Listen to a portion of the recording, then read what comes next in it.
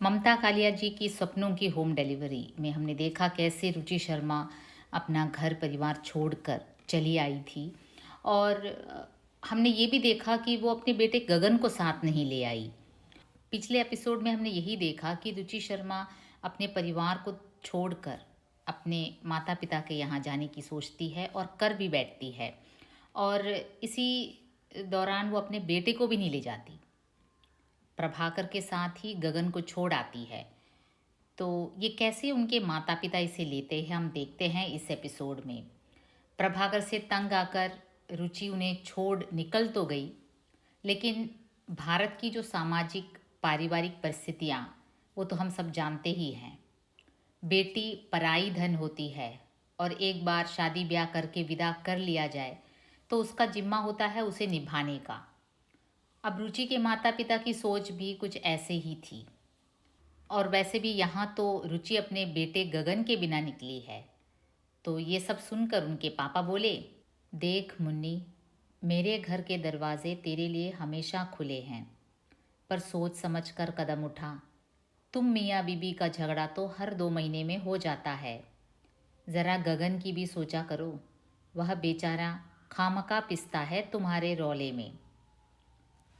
और फिर पापा ने क्या किया, फ़ोन मम्मी को दे दिया। माँ ठंडी और ठहरी हुई आवाज़ में बोली, फिर शुरू हो गई तुम्हारी और प्रभाकर की नौटंकी। इस बार क्या हो गया? अपनी छोटी बहन से कुछ सीख। कैसी टेढ़ी ससुराल उसे मिली है, पर उसने सबको संभाल लिया। एक तू है, अकेला आदमी भी नहीं संभलता तुझसे। माँ बाप के साथ हुई बातचीत से रुचि का मन एकदम खिन्न हो जाता है। उनमें रुचि के आने को लेकर न स्वागत का भाव था और न ही सहमति की। स्वागत और सहमति तो दूर, समझदारी तक का भाव न था।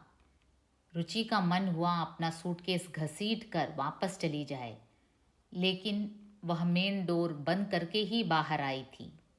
और डोर का की सिस्टम ऑटोमेटिक था और की चाबियां जो थी वो अंदर ही छोड़ आई थी। वो कैसे उसकी हालत थी?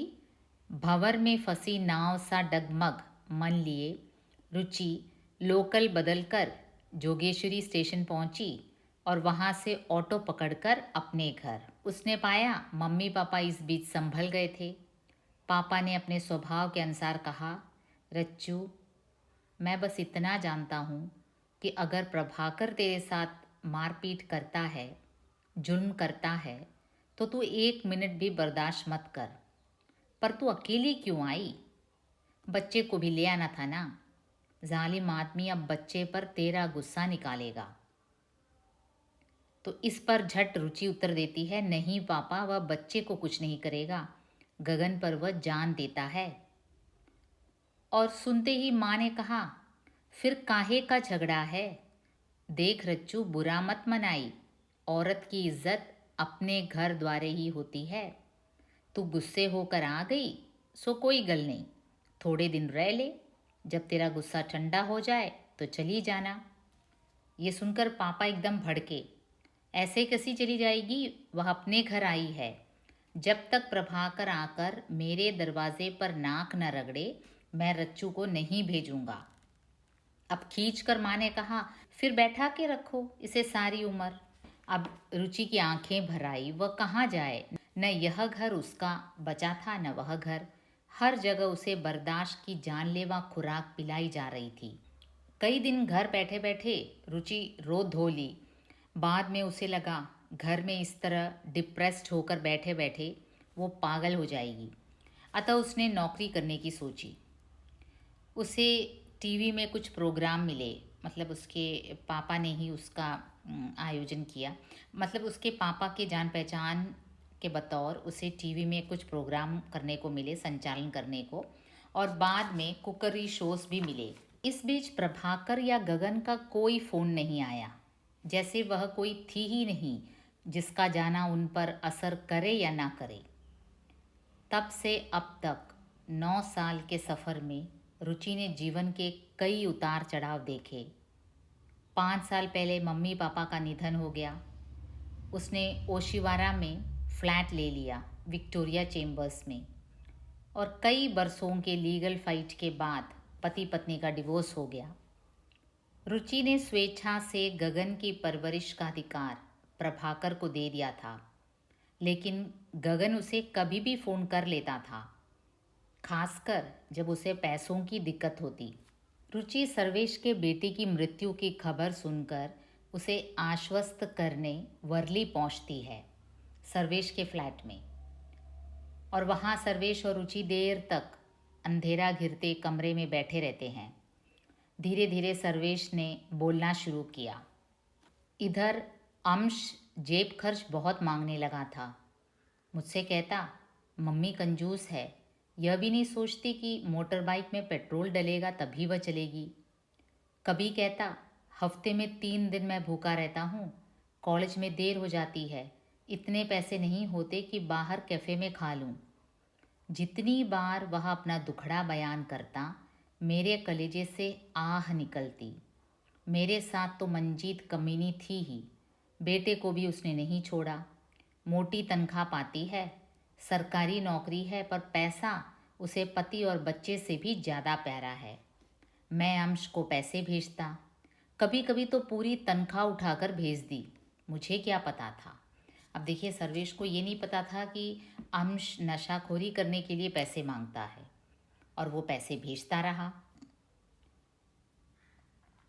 अब रुचि पूछती है, रुचि काफ़ी सहानुभूतिपूर्वक सर्वेश की बातें सुनती है और पूछ बैठती है, तुमने बेटे को अपने पास क्यों नहीं रखा?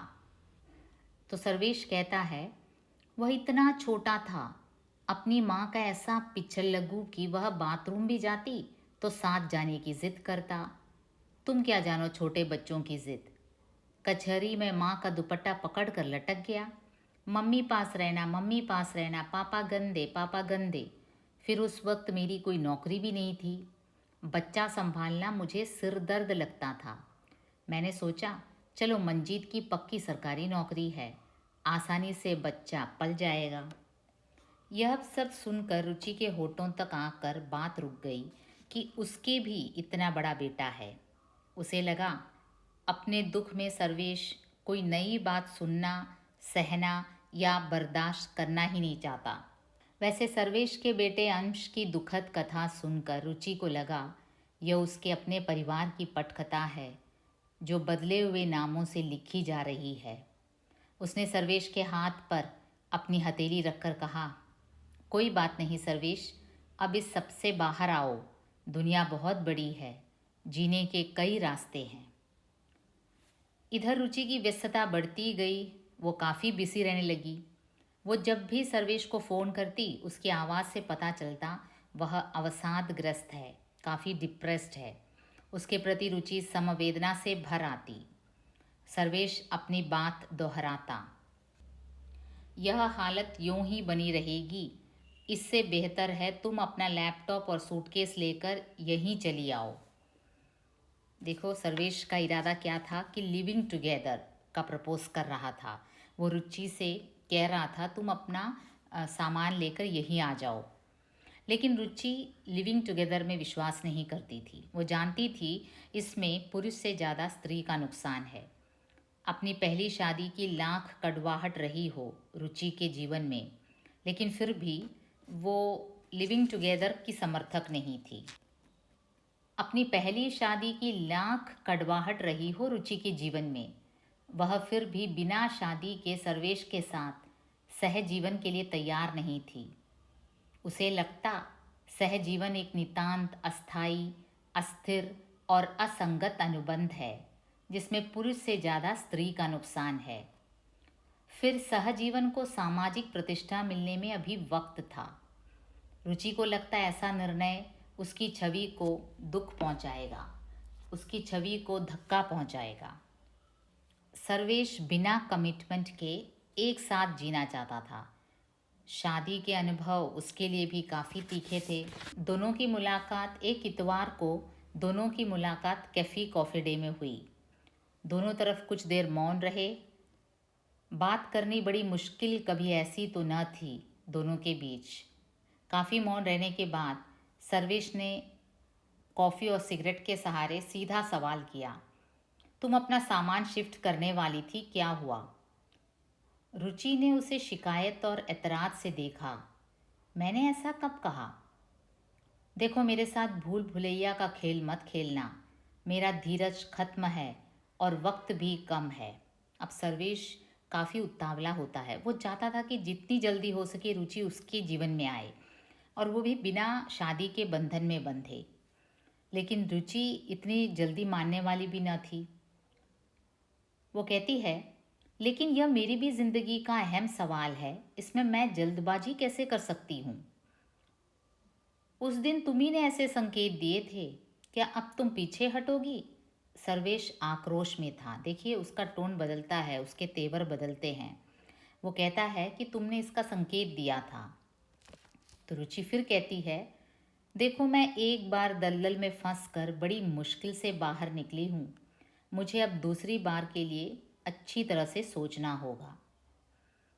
देखिए, वो एक बार शादी के बंधन में बंध कर उसका काफ़ी तीखा अनुभव था प्रभाकर के साथ। अब दूसरी बार, कहते हैं ना कि एक बार जो जिसका अनुभव तीखा होता है वो दूसरी बार काफ़ी सोच समझकर निर्णय लेता है। तो सर्वेश ये कहता है, मेरा भी तजुर्बा खराब रहा है, मतलब उसका शादी भी। इसलिए तो मैं कहता हूँ हम बिना कमिटमेंट के साथ रहें, जैसे आजकल हज़ारों लड़के लड़कियाँ रहते हैं। तो सर्वेश का भी यही कहना था कि शादी के बंधन में फंसकर उसका जो तजुर्बा था वो काफ़ी ख़राब था, दुखदायक था। तो इससे तो अच्छा ही है कि जैसे अभी के युवा रहते हैं, बिना किसी कमिटमेंट के एक साथ रहें। मैं सहजीवन को गलत रिवाज मानती हूँ, हमारे ऊपर समाज की जिम्मेदारी है। अब रुचि फिर कहती है, मैं ये सहजीवन, लिविंग टुगेदर को गलत रिवाज मानती हूँ। और वैसे भी सहजीवन वाली आबो हवा तो तुम्हारे घर में भी नहीं है सर्वेश। माँ जी से क्या कहोगे? तुम्हारी हाउसकीपर क्या सोचेगी? अब सर्वेश भी अकेला थोड़ी ही रहता है फ्लैट में। उसके घर में उसकी माँ है, हाउसकीपर है, तो वो भी पुराने ख्यालात के ही हैं। तो उनसे क्या कहें कि ये बिना शादी के ये लड़की आ गई यहाँ रहने? सर्वेश एक पल को चुप हो गया। अब इस पहलू को नज़रअंदाज करना ज़रा मुश्किल था। तो रुचि ने उसे आश्वस्त किया, जल्दी क्या है सर्वेश, हम आज मिले हैं, कल भी मिलेंगे, हमें बार बार मिलना है, यह उम्मीद भी खूबसूरत है। अब देखो, ये थोड़ा वक्त देती है इस रिश्ते को एक नाम देने से पहले। रुचि चाहती थी कि वे मिलें, बार बार मिलें, और इस मिलने में भी एक खुशी है, एक उम्मीद है, उसमें भी एक खूबसूरती है, और उसके बाद वो एक निर्णय लें, तभी इस रिश्ते को एक अच्छा नाम दे सकते हैं। वैसे सर्वेश ये सुनकर उदास हो जाता है, लेकिन फिर भी वो कहता है, रुचि का हाथ थामे हुए कहता है, मेरी ही रहना, मैं इंतज़ार कर लूँगा। अब देखो, मुझे छोड़कर ना जाइयो, मेरी ही रहना, मैं इंतज़ार कर लूँगा। अगले एपिसोड में हम देखेंगे ये इनका रिश्ता क्या नाम लेता है। अभी फ़िलहाल चलते हैं इसके मलयालम वर्ഷൻ की ओर। നമ്മൾ കഴിഞ്ഞ എപ്പിസോഡിൽ കണ്ട് രുചി ശർമ്മ പ്രഭാകറുമായിട്ട് പിണങ്ങി. അതുപോലൊരു ഇൻസിഡൻ്റ് ഉണ്ടായി അവരുടെ വീട്ടിൽ. ജോലിക്കാരിയെ കയറി പിടിക്കുകയാണ് ചെയ്തത് പ്രഭാകർ. അപ്പോൾ അങ്ങനെ പിണങ്ങി മകനെ കൂട്ടാതെ തന്നെ വീട്ടിലേക്ക് യാത്ര തിരിക്കുകയാണ്. ഫോൺ ചെയ്തപ്പം തന്നെ അച്ഛൻ പറഞ്ഞ ഇതാണ്, ദേഖ് മുന്നി, मेरे घर के दरवाजे तेरे लिए हमेशा खुले हैं, पर सोच समझ कर कदम उठा. तुम मियाँ बीबी का झगड़ा तो हर 2 महीने में हो जाता है. ज़रा गगन की भी सोचा करो, वह बेचारा खामका पिसता है तुम्हारे रोले में. അയാൾ പറഞ്ഞത് കറക്റ്റാണ്. ഓരോ 2 മാസം കൂടുമ്പം ഇവർ തമ്മിൽ വഴക്കുണ്ടാവാറുണ്ട്. പക്ഷേ ഇവരുടെ ഈ ഹസ്ബൻഡും വൈഫിൻ്റെയും വഴക്കിൻ്റെ ഇടയ്ക്ക് ഈ ഗഗനെ കുറിച്ചൊന്ന് ആലോചിക്കുക. ആ കൊച്ചു കുട്ടിയുടെ മാനസികാവസ്ഥ നിങ്ങളൊന്ന് ആലോചിക്കുക എന്ന് അച്ഛൻ ഓർമ്മപ്പെടുത്തും. അച്ഛൻ ഫോൺ അമ്മയുടെ കൊടുക്കും. അമ്മ കുറച്ചുകൂടെ കർക്കശമായിട്ട് പറയും, फिर शुरू हो गई तुम्हारी और प्रभाकर की नौटंकी. इस बार क्या हो गया? अपनी छोटी बहन से कुछ सीख. कैसी टेढ़ी ससुराल उसे मिली है, पर उसने सबको संभाल लिया. एक तू है, अकेला आदमी भी नहीं संभलता तुझसे. നിൻ്റെ അനിയത്തിയെ നോക്കി പഠിക്കുക ഈ കാര്യത്തിൽ. അവിടെ അമ്മായിയപ്പനും അമ്മായിയമ്മയും അവിടെ ആ കെട്ടിച്ചുവിട്ട വീട്ടിലെ എല്ലാവരും തന്നെ ഭയങ്കര സാധനങ്ങളാണ്. അവൾ വളരെ ബുദ്ധിപൂർവ്വം അവരെല്ലാവരെയും മാനേജ് ചെയ്യുന്നു. നിനക്ക് ഈ ഒരു ഒറ്റ ഹസ്ബൻഡിനെ നിനക്ക് ഈ ഒരാളെ മാനേജ് ചെയ്യാൻ ഒക്കുന്നില്ല. ഫിർ സെ ശുരു ഹോഗി തുമാരി നോട്ടങ്കി, നിങ്ങളുടെ ഈ നാടകം, നിങ്ങൾ രണ്ടുപേരും തമ്മിലുള്ള ഈ അടി പിന്നെയും തുടങ്ങിയോ? അപ്പോൾ സത്യം പറഞ്ഞാൽ രുചിക്ക് ഇത് കേട്ടപ്പോൾ വീട്ടിലേക്ക് തിരിച്ചു പോകണമെന്നില്ലായിരുന്നു. തിരിച്ച് സ്വന്തം വീട്ടിലേക്ക് പ്രഭാകറും ഗഗൻ്റെ അവിടെ തന്നെ പോകണമെന്നുണ്ടായിരുന്നു. പക്ഷേ സംഭവം എന്ന് വെച്ചാൽ ദേഷ്യത്തിൽ കഥ അടച്ച് വലിച്ച് താക്കോലെടുത്തില്ല. അപ്പോൾ ഓട്ടോമാറ്റിക് ലോക്കാണ്, ഡോറങ്ങ് ലോക്കായി. പിന്നെ രണ്ടും കൽപ്പിച്ച് വീട്ടിലേക്ക് പോകും.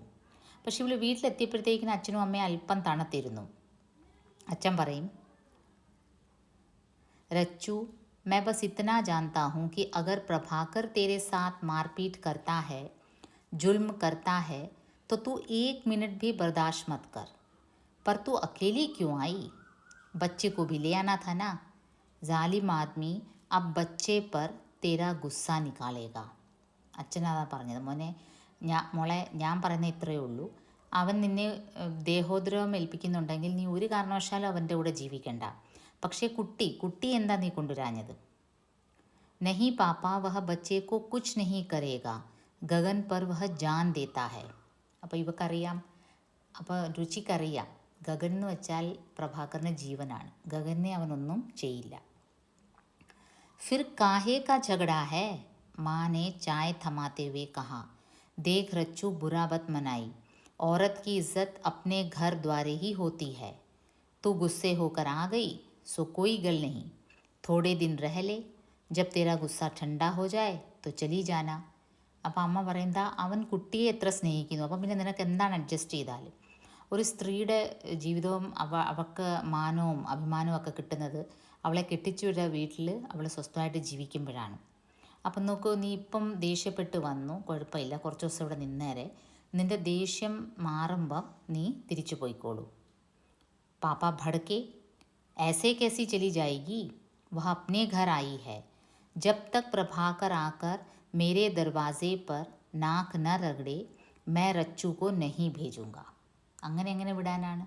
അവൻ ഇവിടെ വന്ന് എൻ്റെ അടുത്ത് ക്ഷമ ചോദിച്ചാൽ, എൻ്റെ വാദക്കെ വന്ന് അവൻ ക്ഷമ യാചിച്ചാൽ മാത്രമേ ഞാൻ രച്ചുവിനെ വിടുന്നുള്ളൂ. ഫിർ ബൈഠാക്കി റഖോ ഇസേ സാരി ഉമർ. അപ്പം അമ്മ ദേഷ്യപ്പെട്ട് പറയുമെങ്കിൽ പിന്നെ ജീവിതകാലം മുഴുവനും ഇവളെ ഇവിടെ തന്നെ വെച്ചേരെ. അങ്ങനെ രുചി കരച്ചിലായി, കുറേ ദിവസം കരഞ്ഞു തീർന്നു. കുറേ ദിവസങ്ങൾ ഇങ്ങനെ വീട്ടിൽ തന്നെ ഇരുന്ന് കരഞ്ഞ് ഡിപ്രസ്ഡ് ആയപ്പോൾ അവസാനം രുചിക്ക് തന്നെ തോന്നി, ഇങ്ങനെ ഇരുന്നാൽ ശരിയാവത്തില്ല. അവൾ അച്ഛനോട് പറയും, പാപ്പ मैं नौकरी करना चाहती हूँ, घर में बैठे बैठे तो मैं पागल हो जाऊँगी. पापा ने अपने संपर्कों से रुचि को क चैनल तक पहुँचा दिया. അങ്ങനെ അച്ഛനാണ് ഒരു ചാനലിൽ രുചിക്ക് അവസരം ഒരുക്കി കൊടുത്തത്. അപ്പോൾ തുടക്കത്തിൽ വേറെ ചില പ്രോഗ്രാംസിനായിരുന്നു, കോർഡിനേറ്റ് ചെയ്യാനായിരുന്നു. പിന്നീട് അവൾക്ക് കുക്കറി ഷോസ് കിട്ടിത്തുടങ്ങി. അപ്പോൾ ഇത് കുക്കറിയിൽ വലിയ കോഴ്സൊന്നും ചെയ്തിട്ടില്ല രുചി, ഹോം സയൻസ് ഡിഗ്രി ഒന്നുമില്ല. അല്പസ്വല്പം അറിവ് കൊണ്ട് തന്നെ അവൾ വളരെ മനോഹരമായിട്ടത് കൈകാര്യം ചെയ്തു. തബ് സെ അബ് തക് 9 साल के सफ़र में रुचि ने जीवन के कई उतार चढ़ाव देखे. 5 साल पहले मम्मी पापा का निधन हो गया. 5 വർഷം മുമ്പ് അച്ഛനും അമ്മയും മരിച്ചു. പിന്നീട് ആ വാടക വീട്ടിൽ അവൾക്ക് താമസിക്കാൻ ബുദ്ധിമുട്ടായി, അവൾ ആകെ ഒറ്റപ്പെട്ട പോലായി. മാതാപിതാക്കളുടെ മരണശേഷം ആ ഹൗസ് ഓണർ അവളെ താമസിക്കാനും സമ്മതിച്ചില്ല. അങ്ങനെ അവൾ ഈ വിക്ടോറിയ ചേംബേഴ്സ് ഓഷിവറയിൽ ഫ്ലാറ്റിലേക്ക് മാറി. അങ്ങനെ ഒരുപാട് നാളത്തെ ലീഗൽ ഫൈറ്റിന് ശേഷം ഇവർ ഹസ്ബൻഡും വൈഫും ലീഗലി ഡിവോഴ്സ്ഡായി. रुचि ने स्वेच्छा से गगन की परवरिश का अधिकार प्रभाकर को दे दिया था, लेकिन गगन उसे कभी भी फ़ोन कर लेता था, खासकर जब उसे पैसों की दिक्कत होती. ഗഗന് എപ്പോൾ കാശ് വേണോ അവൻ വിളിക്കുമായിരുന്നു. പക്ഷേ പ്രഭാകറുമായിട്ടുള്ള ബന്ധം ഓൾമോസ്റ്റ് ആ ഡിവോഴ്സോടെ അങ്ങ് അവസാനിച്ചു. അപ്പോൾ ഇതെല്ലാം രുചി ഓർക്കാൻ കാരണം എന്താണ്? പെട്ടെന്ന് സർവേഷിൻ്റെ മകൻ്റെ മരണം വിവരം അറിഞ്ഞത് ഈ രുചിയെ വല്ലാതെ ഹേർട്ട് ചെയ്തു. കാരണം രുചിക്കും അതേ പ്രായത്തിലുള്ളൊരു മകനുണ്ട്. അപ്പോൾ ഈ മരണവിവരം അറിഞ്ഞ് സർവേഷിനെ ആശ്വസിപ്പിക്കാൻ വേണ്ടി സർവേഷിൻ്റെ ഫ്ലാറ്റിൽ വർലിയിലാണ് സർവേഷ് താമസിക്കുന്നത്, അവിടെ പോകും. അവിടെ സർവേഷിൻ്റെ അമ്മയുണ്ട്, ഒരു ഹൗസ് കീപ്പർ, ഒരു ലേഡിയുണ്ട്. तो ये दोनों देर तक अंधेरा घिरते कमरे में बैठे रहे।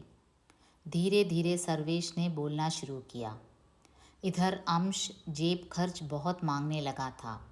मुझसे कहता, मम्मी कंजूस है, यह भी नहीं सोचती कि मोटर बाइक में पेट्रोल डलेगा तभी तो चलेगी। कभी कहता, हफ्ते में 3 दिन मैं भूखा रहता हूँ, कॉलेज में देर हो जाती है, इतने पैसे नहीं होते कि बाहर कैफ़े में खा लूँ। जितनी बार वह अपना दुखड़ा बयान करता, मेरे कलेजे से ആഹ് നിക്കൽത്തി. അപ്പോൾ സർവേഷ് പറഞ്ഞു തുടങ്ങും രുചിയുടെ അടുത്ത്, എൻ്റെ മോൻ അംഷ് എന്നോട് നിരന്തരം പൈസ ചോദിക്കുമായിരുന്നു. ഓരോ കാരണങ്ങൾ പറയും. അമ്മ പെട്രോൾ അടിക്കാൻ പൈസ തരുന്നില്ല, അമ്മ കാഫറ്റേറിയയിൽ കയറാൻ പൈസ തരുന്നില്ല, ഞാൻ മിക്ക ദിവസവും പട്ടിണിയാണ് കോളേജിൽ. അപ്പോൾ ഇതൊക്കെ കേൾക്കുമ്പം ഇയാൾക്ക് വളരെ വിഷമവും. ഇയാൾ മഞ്ജീത്തിനെ മനസ്സിൽ ചീത്ത വിളിച്ചിട്ട് കുറേ കാശ് മകൻ അയച്ചു കൊടുക്കും. मेरे साथ तो मंजीत कमीनी थी ही, बेटे को भी उसने नहीं छोड़ा।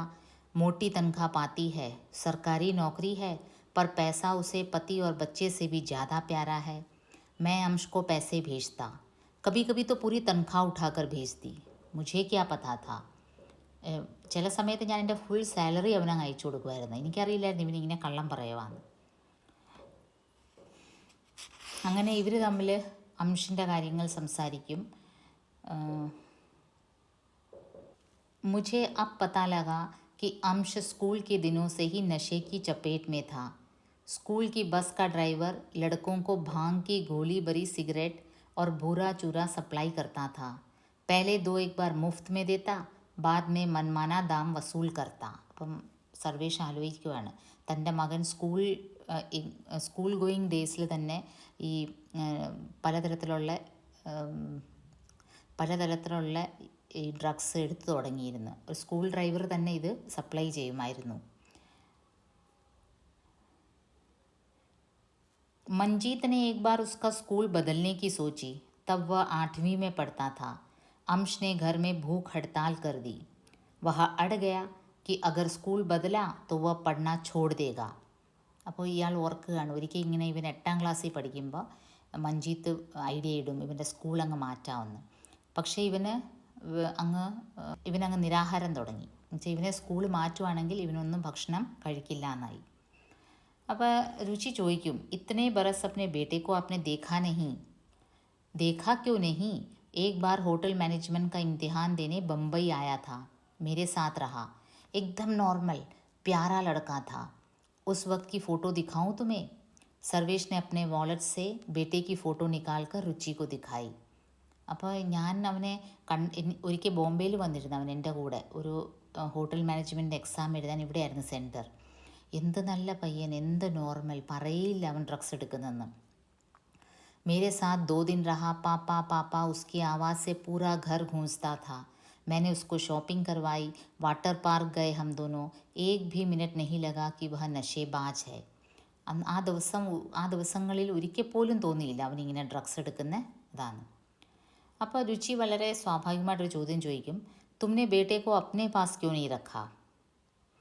അപ്പോൾ സർവേഷ് പറയാണ്, വഹ് ഇത്തനാ ഛോട്ടാ था, अपनी माँ का ऐसा पिछल लगू कि वह बाथरूम भी जाती तो साथ जाने की ज़िद करता.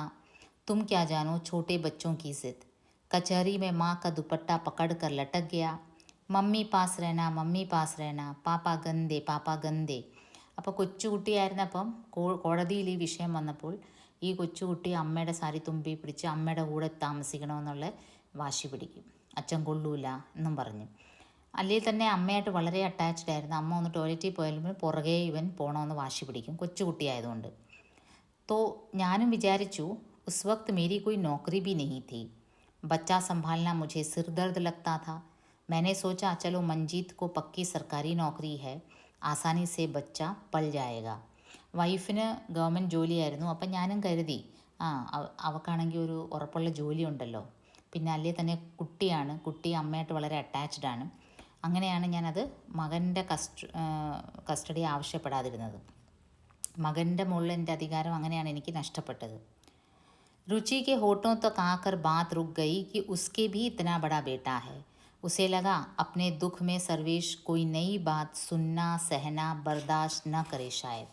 അപ്പോൾ രുചിക്ക് ഇതെല്ലാം കേട്ടപ്പോൾ വാസ്തവത്തിൽ തനിക്കും ഇങ്ങനെ ഒരു മകനുണ്ട്, ഈ പ്രായമുള്ളൊരു മകനുണ്ടെന്ന് പറയണമെന്നുണ്ടായിരുന്നു.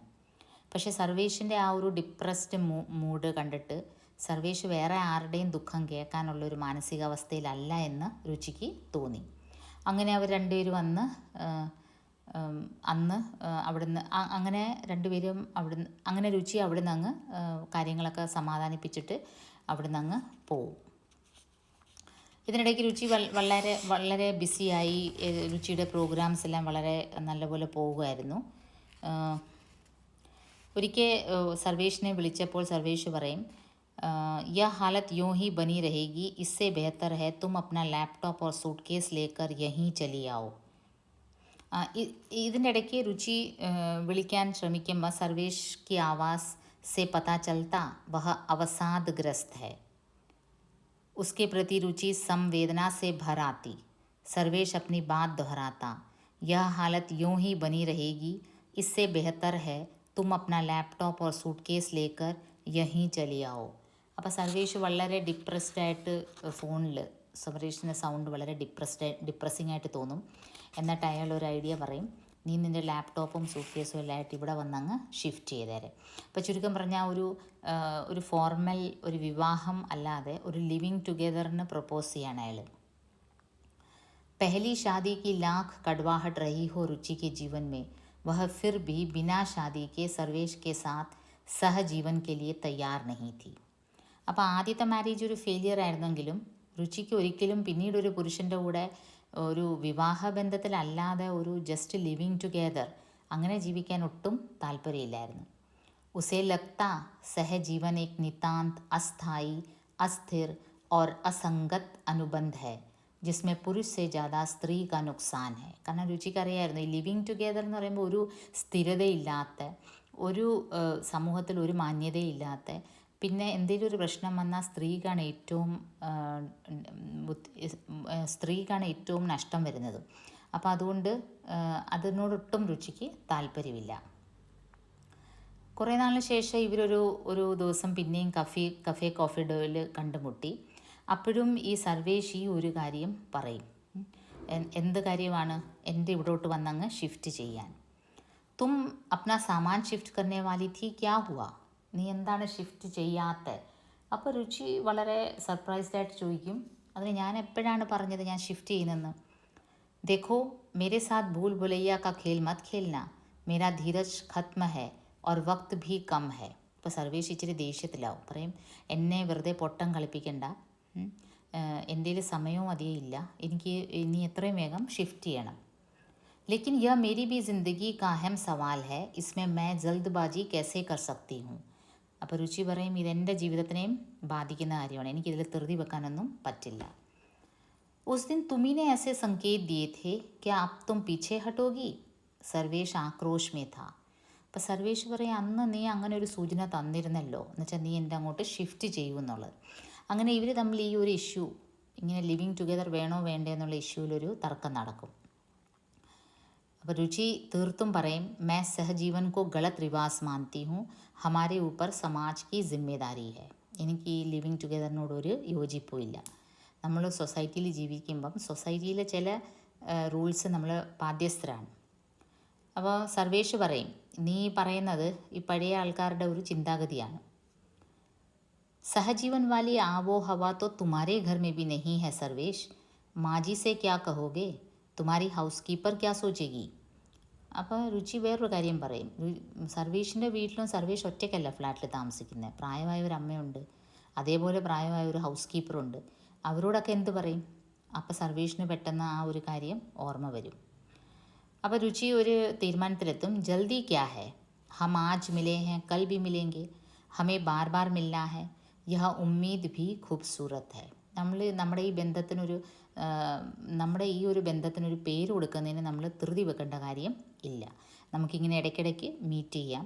അപ്പം സാവകാശം നമ്മുടെ റിലേഷൻഷിപ്പ് ഇവോൾവായി എന്തെങ്കിലും ഒരു പേര് ആ റിലേഷൻഷിപ്പിന് കിട്ടുകയാണെങ്കിൽ നല്ലത്. അപ്പം നമ്മൾ അതിനു വേണ്ടി വെയിറ്റ് ചെയ്യാം. അപ്പോൾ സർവേഷ് के मन से उदासी की परत उतर गई. उसने रुचि का हाथ दबाकर कहा, मेरी ही रहना, मैं इंतज़ार कर लूँगा. അപ്പോൾ സർവേഷ് പറയും, ശരി, പക്ഷേ എൻ്റേതായിട്ട് തന്നെ നീ ഇരിക്കണം, ഞാൻ എത്ര വേണേലും വെയിറ്റ് ചെയ്യാം. അങ്ങനെ ഇവരൊരു തീരുമാനത്തിലെത്തും. ഉടനെ ഒരു ഇടിപിടിയുന്നൊരു ലിവിങ് ടുഗെദറോ ഒരു വിവാഹമൊന്നും വേണ്ടാന്ന്. അപ്പം നമുക്കിനിയും വരുന്ന എപ്പിസോഡിൽ കാണാം ഇവരുടെ റിലേഷൻഷിപ്പ് എന്ത് പേരാണ് ഇവർ കൊടുക്കുന്നതെന്നുള്ളത്, എന്ത് തീരുമാനത്തിലേക്കാണ് ഇവരെത്തുന്നത്. ഈ വക കാര്യങ്ങൾ നമുക്ക് അടുത്ത എപ്പിസോഡിൽ കാണാം.